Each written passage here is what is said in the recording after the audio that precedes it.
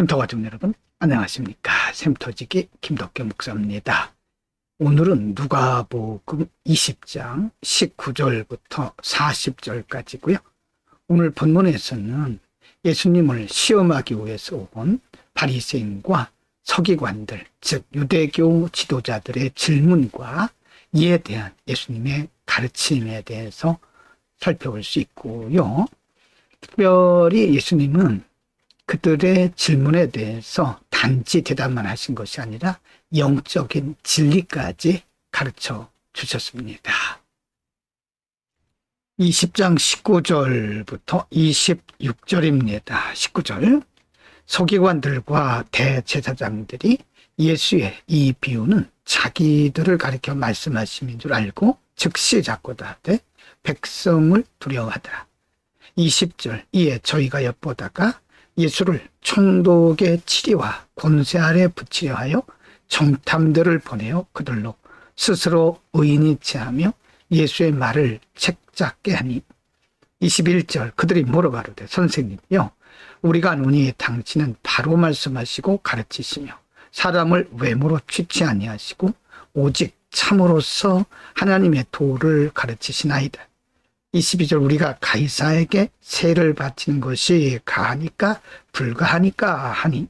23절. 예수께서 그 간계를 하시고 가라사대. 24절입니다. 데나리온 하나를 내게 보이라. 네 화상과 글이 여기 있느냐 대답하되 가이사의 것이니이다.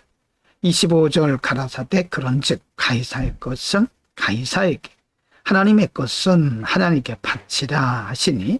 26절. 저희가 백성 앞에서 그의 말을 능히 책잡지 못하고 그의 대답을 기이 여겨 잠잠하니라. 바리새인과 서기관들, 즉 유대교의 지도자들은 예수님을 책잡기 위해서 조금이라도 흠집을 내서 예수님을 책잡으려고 여러 가지 그들의 생각과 그리고 예수님의 생각을 지금 비교해 가면서 질문을 했지만 예수님은 그들의 관계를 아셨습니다. 그들이 왜 이런 질문을 하시는지를 아시고 예수님 분명히 말씀하셨습니다. 가이사의 것은 가이사에게, 하나님의 것은 하나님께 바치라는 것입니다. 즉 정부에 낼 세금은 정부에 내고 하나님께 드릴 것은 하나님께 드리라는 거죠. 하나님의 백성들은 이 땅에 사는 동안 시민으로서 혹은 국민으로서의 책임과 의무를 다해야 되고요. 또 하나님께 대한 의무도 해야 되는 것입니다. 20장 27절부터 40절입니다. 27. 부활이 없다 주장하는 사두개인 중 어떤 이들이 와서 28 물어가로되 선생님이요, 모세가 우리에게 써주기를 사람의 형이 만일 아내를 두고 자식이 없이 죽거든 그 동생이 그 아내를 취하여 형을 위하여 후사를 세울지니라 하였나이다. 29절. 그런데 7형제가 있었는데 마지 아내를 취하였다가 자식이 없이 죽고 30. 그 둘째와 셋째가 저를 취하고 31. 일곱이 다 그와 같이 자식이 없이 죽고 32절. 그 후에 여자도 죽었나이다. 33절. 일곱이 다 저를 아내로 취하였으니 부활 때에 그 중에 네 아내가 되리까. 34절입니다. 예수께서 이르시되 이 세상의 자녀들은 장가도 가고 시집도 가되. 35절. 저 세상과 미 죽은 자 가운데서 부활함을 얻게 땅이 여김을 입은 자들은 장가가고 시집가는 일이 없으며. 36. 저희는 다시 죽을 수도 없나니 이는 천사와 동등이요 부활의 자녀로서 하나님의 자녀임이니라. 37절입니다. 죽은 자에 살아난다는 것은 모세도 가시나무 떨기에 관한 글에 보였을 때 주를 아브라함의 하나님이요 이삭의 하나님이요 야곱의 하나님이시라 칭하였느니. 38절.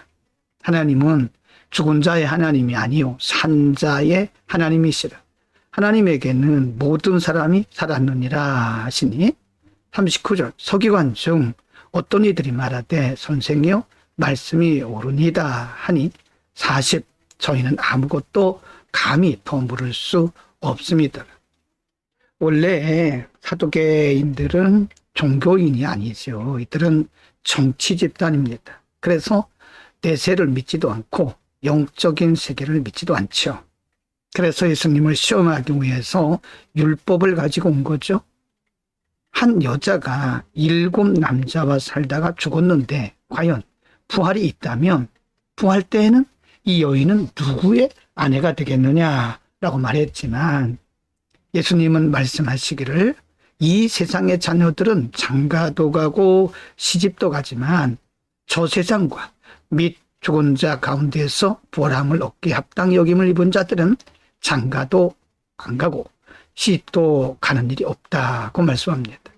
그리고 다시 죽을 수도 없다.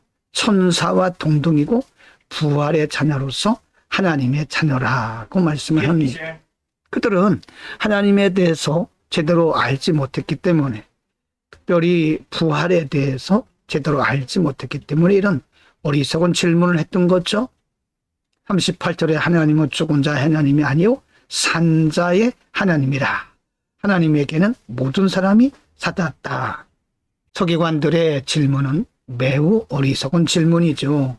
자신들의 생각으로 질문했던 것이지만 예수님은 부활에 대해서 분명하게 가르쳐 주셨습니다. 하나님은 죽은 자의 하나님이 아니고 산 자의 하나님이다. 사람이 부활할 때는 천사와 비슷한 동등이라고 그러셨죠. 부활의 자녀로서 하나님의 자녀라라고 말씀합니다. 이 세상의 관점으로는 이해할 수가 없는 거죠. 오늘은 유대교 지도자들의 어리석은 질문과 예수님의 답 그리고 교훈에 대해서 상고를 했습니다. 어리석은 바리새인들, 서기관들, 사두개인들은 자신들의 관점에서 예수님에 대해서 혹은 예수님의 가르치시는 복음에 대해서 조롱도 하고 또 시험도 했지만 이들은 인간적 한계에서 생각했고 바라봤고 말했기 때문에 결국 어리석음만 드러내게 된 거죠. 세금을 누구에게 바쳐야 되느냐. 한 여자가 7 남자와 살았는데 마지막 날에 부활이 있다면 누구의 아내가 되겠느냐. 어리석은 질문이죠. 예수님은 이 모든 질문에 대해서 지혜롭게 그리고 영적으로 권세를 가지고 가르치신 겁니다.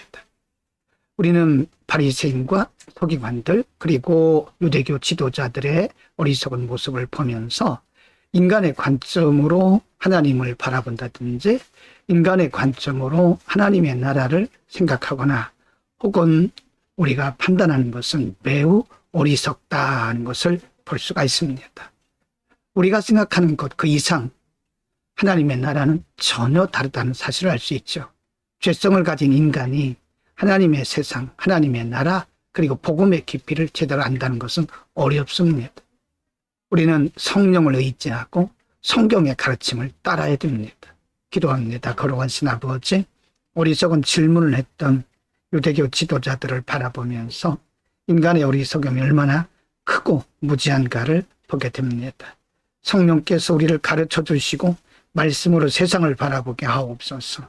예수 그리스도의 이름으로 기도드립니다. 아멘.